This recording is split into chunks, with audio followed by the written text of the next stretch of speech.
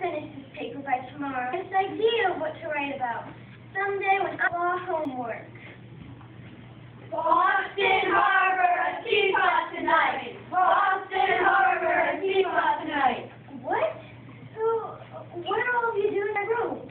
We're gone. These costumes will protect our identities. We've had enough of the King of England. England, he attacks too many items we can't see, like tea. Tonight we will dump all the tea into Boston Harbor. The Boston Tea Party will be a protest. But this isn't Boston Harbor. This is my bedroom. Sorry, some tea for you, miss? Well, gee, thanks, but... Don't you think the Boston Tea Party was a stroke of genius? And of course, it was all my idea. Hey, wait a minute. Well, I played a big part in it anyway. The Boston Tea Party would be a great topic for your paper. Your teacher would love it. It could be all about me. He that falls in love with himself will have no rival. That is certainly true of you, Mr. Adams. Who are you? Benjamin Franklin. I'm here to help you with your paper. As a former newspaperman, I know how tough it is to find a story to write about. Oh, go fly a kite. I did, with a key at the end of the string. I proved that lightning was electricity.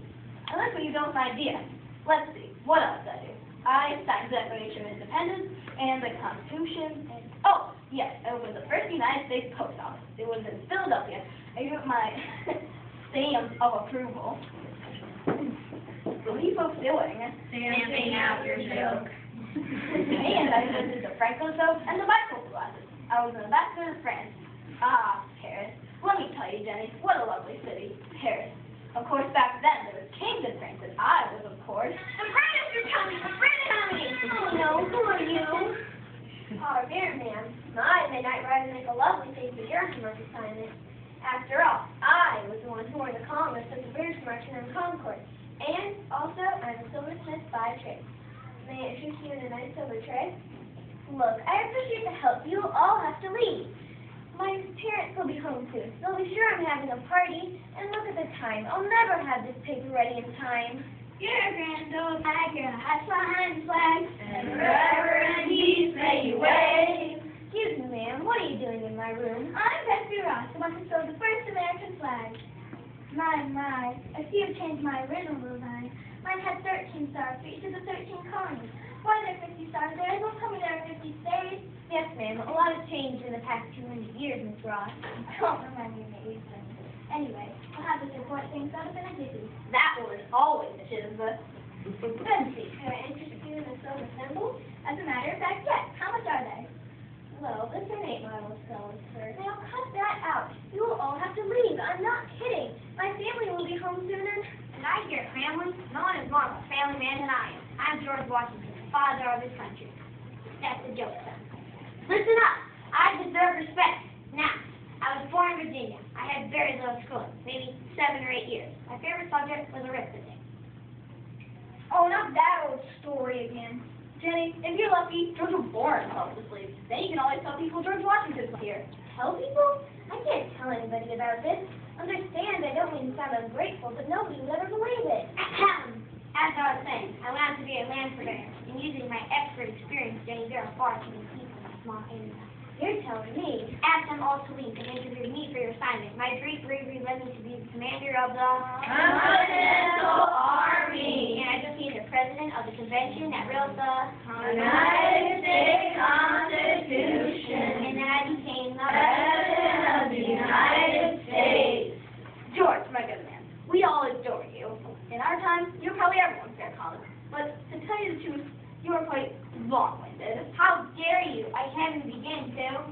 Okay, folks, this is next stop on the Underground Railroad. We'll be safe here for the night. For the night? Underground Railroad? Sorry, miss, this isn't a subway or a train station. This is my room. Oh, railroad, did you say? Well, you need tokens to get on the train, and I just happen to have some tokens here that I made in my shop. Nice try, Paul, but that's possible. Huh? There are no trains in our day, but never made tokens. I'm afraid you was all misunderstood. The Underground Railroad was not a train station. It was a series of escape routes as slaves made their way to the north and freedom. Oh, I've heard of you. Is it your name, Shower Person or something like that? Tubman, Harriet Tubman. Now let's see. I escaped a slave in 1849. My freedom didn't mean much to me unless I could help other slaves escape. So I helped helped more than 300 slaves escape through the Underground Railroad. Very nice to meet you, dear. I never dreamed such beauty could exist. Now, ma'am, don't blush. Remember, man is only the animal that blushes, or needs to. Hence, I hate to interrupt this touching scene. Then don't. Hey, wait a minute, Prue. I have a right to know who this guy is. Yeah, you tell him, Jenny. My name is Mark Twain from Hannibal, Mo. His name is Jenny, not Mo. That's Hannibal, Missouri. What's in a name? My real name's not Mark Twain either. Just a name I use for all my books. Perhaps you've heard of some of them. Prince and the Pauper, Huckleberry Finn, Tom Sawyer, and I myself am truly someone to write about. What a phony. I think he's giving you a whitewashing, Jenny. So you've read Tom Sawyer, sir. I see you enjoyed the part in which young Tom fools the neighborhood into whitewashing his aunt. And How could I have read your book? I was dead before you wrote it. all this doesn't tell me who you really are, though. All right, if you must know, my real name is Samuel Clemens. No, that makes a world of difference. Everybody out. Sorry I'm late. I had the wrong address. Someone had given me the Gettysburg address. Come on, folks. It's the best I can do on such short notice. Mr. Lincoln, I was getting worried about you. You were supposed to arrive here before Mr. Twain. Well, I'm here now. Jenny, I'll be glad to help you out with your paper.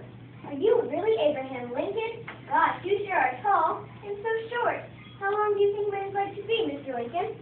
Long enough to touch the ground, Jenny. Now back to your paper. You might serve as how I was born in a log cabin. I walked to school every day. I was a lawyer and finally the President of the United States. I guess I'm best known for my role in the Civil War. I helped free the slaves in that one. And you could start your paper this way. 407 years ago, our fathers brought forth. I think that's been done, sir, by you. I thought it sounded familiar. It worked! It worked! Let's celebrate!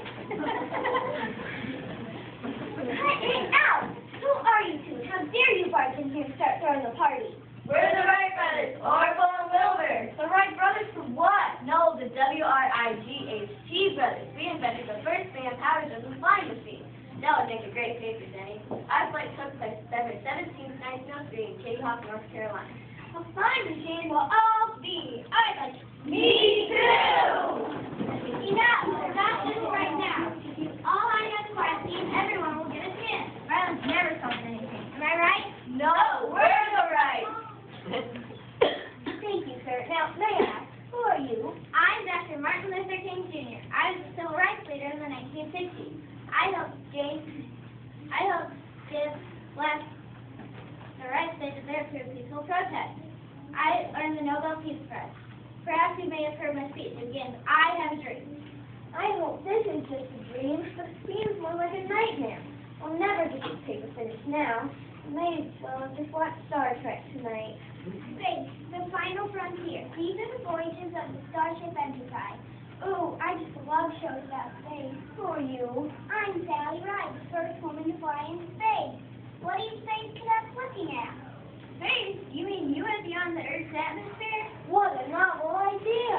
Oh, Mr. Franklin, what a pleasure to meet such a learned man. Your discoveries were part of the reason I was able to go up into a space shuttle.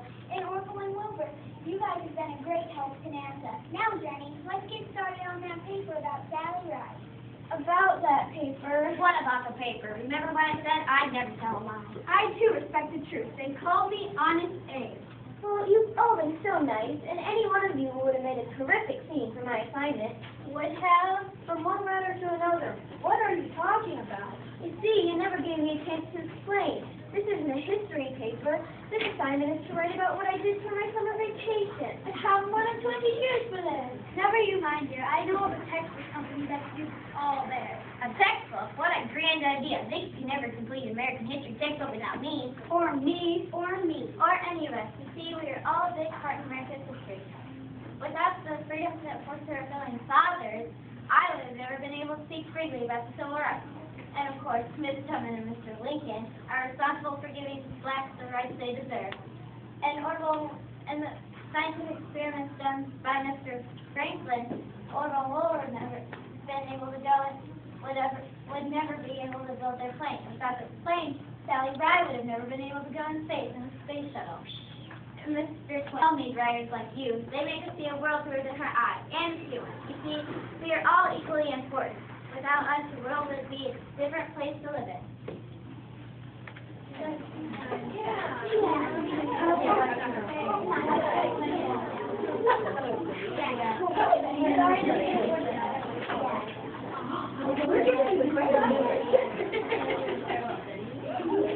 Yeah.